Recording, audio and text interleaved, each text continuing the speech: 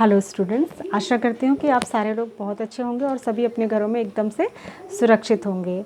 मेरे YouTube channel किरण आदि शिक्षा पर आप सभी का स्वागत है। अगर आप इससे पहले से जुड़े हैं तो अच्छी बात है, और अगर नहीं तो आप चैनल को सब्सक्राइब कर सकते हैं। इसमें आपको क्लास 8th के जो है सारे चैप्टर्स की वीडियोस मिलेंगी, रेगुलर मिलती रहेंगी।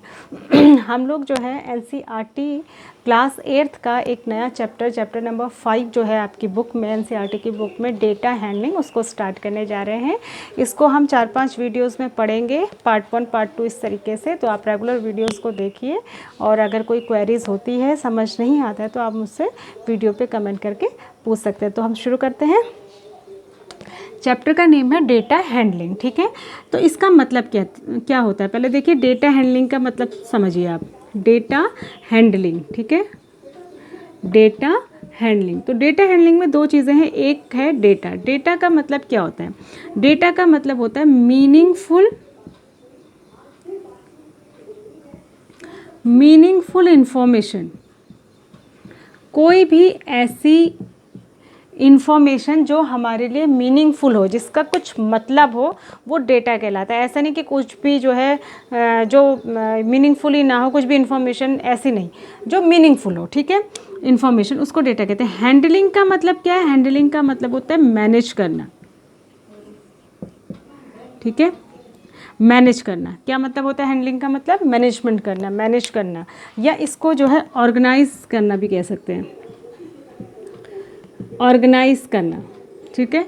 ऑर्गेनाइज करना या फिर मैनेज करना कहलाता है हैंडलिंग। तो चैप्टर का नाम हुआ डेटा हैंडलिंग, ठीक है। अब क्या चीज़ मैनेज करना, किस टाइप की इंफॉर्मेशन, किस टाइप का डेटा? देखिए, आपने कई बार सुना होगा कि जो है किस क्रिकेटर ने जो है किस मैच में, या पिछले 1 साल में किस किस मैच में कितने रन बनाए, या फिर आपकी क्लास में जो है PT1 में बच्चों ने कैसे मार्क्स स्कोर किए हैं। इस टाइप का जब आपके पास डेटा होता है तो आप उसको क्या करते हैं, अगर किसी मीनिंगफुल वे में जो है उसको अरेंज कर देते हैं तो उसको कहते हैं डेटा हैंडलिंग, ठीक है।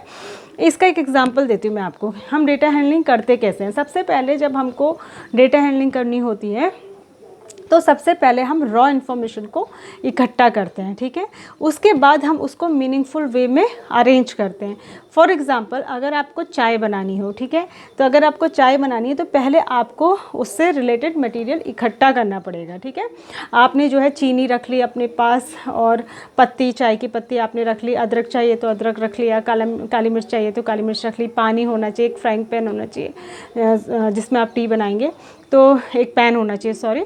तो ये सारी चीज़ें आप पहले तो अरेंज कर लेंगे, ठीक है। अभी ये मैनेज्ड वे में नहीं है, आपने अरेंज कर ली, अपने पास इकट्ठा कर ली, खाली इकट्ठा करी, इन्फॉर्मेशन इकट्ठा करी। उसके बाद चाय बनाने का एक प्रोसीजर है ना। चाय बनाने का कैसा प्रोसीजर होता है?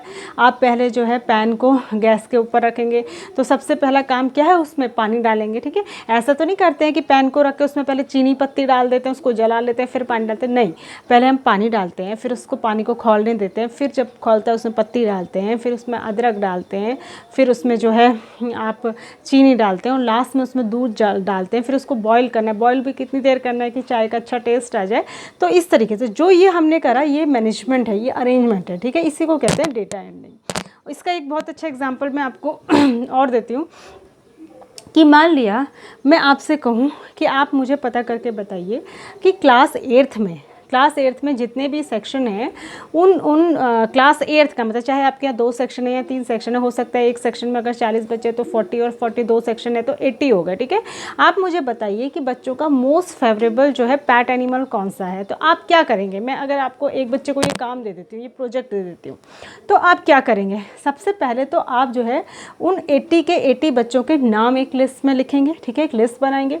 फिर उनसे हर एक की चॉइस पूछेंगे ना, सबकी चॉइस पूछने के बाद आप जो है लिख लेंगे।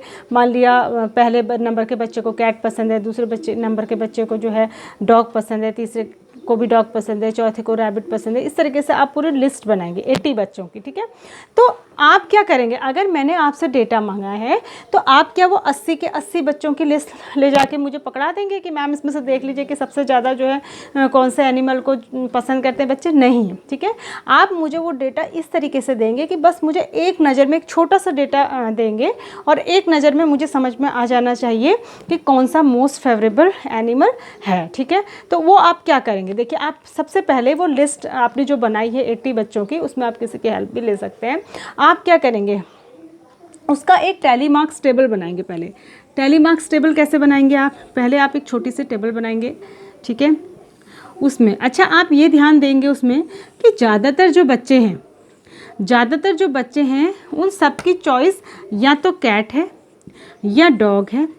तो पहले तो जितने एनिमल्स के नाम उस लिस्ट में आए हैं आप वो टोटल लिख लेंगे। मान लिया आपके पास आया कैट, डॉग, रैबिट और काऊ। मान लिया घूम फिर के सब बच्चों ने इन्हीं 4 एनिमल्स के नाम बताए हैं, ठीक है, पेट एनिमल्स के नाम बताए हैं।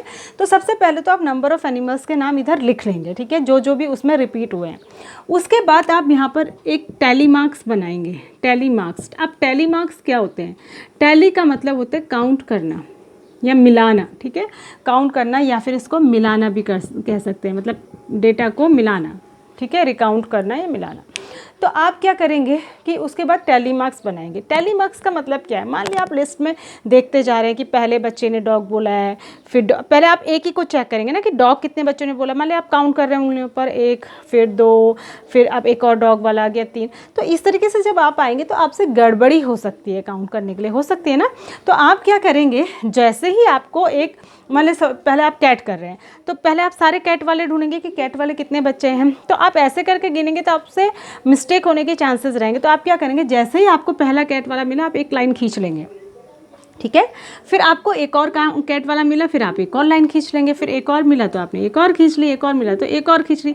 लेकिन ऐसे पतली पतली लाइंस को भी जो है यहाँ पर भी बनाने और काउंट करने में गलतियाँ हो सकती हैं। तो हमने एक नया तरीका सीखा, हमने बोला जैसे ये 5 हो जाएंगे, 1 2 3 4, एक और कैट वाला मिलेगा तो 5 को ऐसे लिखेंगे और इस पूरे बंच को हमें देखते ही पता चल जाएगा कि ये 5 का बंच है, ठीक है। तो ऐसे 5 हो गए, फिर हमको और मिले 5 और मिल गए, फिर हमको 5 और मिल गए, फिर हमको 5 और मिल गए। तो हमने देखा फिर हमको 2 और मिल गए। तो हमने इस तरीके से बना लिया। देखते ही देखिए आप काउंट कर सकते हैं 5 10 15 20 और 22। तो आप यहाँ पर लिख देंगे, फिर यहाँ पर लिखेंगे number of animals, number of students, sorry. तो यहाँ पर यानी कि 22 स्टूडेंट ऐसे हैं जो कैट को पसंद करते हैं, ठीक है। उसके बाद हमने डॉग का काउंट करा। मान लिया हमको डॉग का मिला 5 5 10 5 15 और 3 18 हमको ये मिल गए, ठीक है, ये मिल गए। उसके बाद हमने रैबिट का काउंट करा। रैबिट का काउंट करा तो हमको रैबिट वाले मान लिया मिले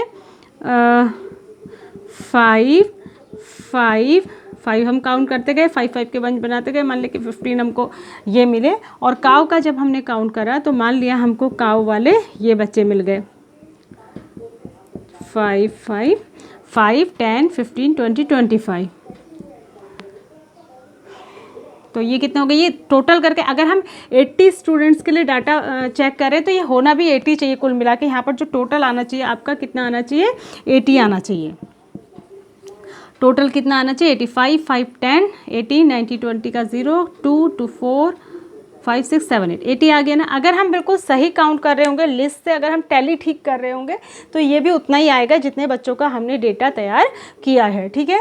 तो ये अब अगर आप इस टेबल को लेके मेरे पास आते हैं, अगर आपने अभी ग्राफ नहीं बनाया है, मान लें कि टेबल ही आपने बनाई है और आप इसको लेकर मेरे पास आते हैं, तो इसको देखते ही मैं समझ जाऊंगी। देखो इसमें सबसे ज़्यादा नंबर किसका आ रहा है, 25 को। तो इसको देखते ही मैं समझ जाऊंगी, जिसके पास भी अपना आप प्रोजेक्ट लेके जाएंगे उसको देखते ही वो समझ जाएगा कि सबसे ज़्यादा मोस्ट फेवरेबल एनिमल काऊ है। यानी कि ज़्यादातर बच्चे 8th क्लास के काऊ को पसंद करते। तो इसी को कहते हैं डेटा हैंडलिंग, डेटा को कम जगह में मीनिंगफुल तरीके से मैनेज करना, ठीक है। तो इसी को कहते हैं डेटा हैंडलिंग। तो आई होप कि आपको समझ आया होगा। अब इसी को रिप्रेजेंट करने के, इसी को ये जब पहले हम टैली मार्क्स टेबल बनाते हैं और उसी को फिर हम ग्राफ पेपर पे रिप्रेजेंट करते हैं। और ग्राफ पेपर पे रिप्रेजेंट करने के बहुत तरीके होते हैं। एक आपको बार ग्राफ बनाना होता है, बार ग्राफ भी एक तरीका है। दूसरा तरीका है आपका हिस्टोग्राम, तीसरा तरीका है आपका पिक्टोग्राफ, ठीक है। ये 2-3 तरीके आपने, और आपको जो है डबल बार ग्राफ भी, डबल वाला भी पढ़ना है, और एक है लाइन ग्राफ, ये भी सिंगल और डबल दोनों। तो इतनी चीज़ें जो है आपकी बुक में दी गई हैं जो कि आपको पढ़नी है। तो नेक्स्ट वीडियो में मैं आपको ये बताऊंगी कि इनको कैसे जो है इन चारों तरीकों में टेलीमार्क्स टेबल को कैसे रिप्रेजेंट करते हैं। आई होप कि आपको ये समझ आया होगा। अगर नहीं समझ आया तो वीडियो को बार बार देखिए। ऑनलाइन पढ़ने का यही फ़ायदा है वीडियो से कि आप उसको रिवाइज़ करके बार बार देख सकते हैं। फिर भी आपकी कोई क्वेरी होती है तो आप मुझे वीडियो पर कमेंट करके पूछ सकते हैं। तो वीडियो अच्छी लगेगी तो वीडियो को लाइक करिए, शेयर करिए, और सारे बच्चे चैनल को ज़रूर से सब्सक्राइब करिए ताकि आपको नए वीडियोस की नोटिफिकेशन मिलती रहे। Thank you, thanks for watching, God bless you.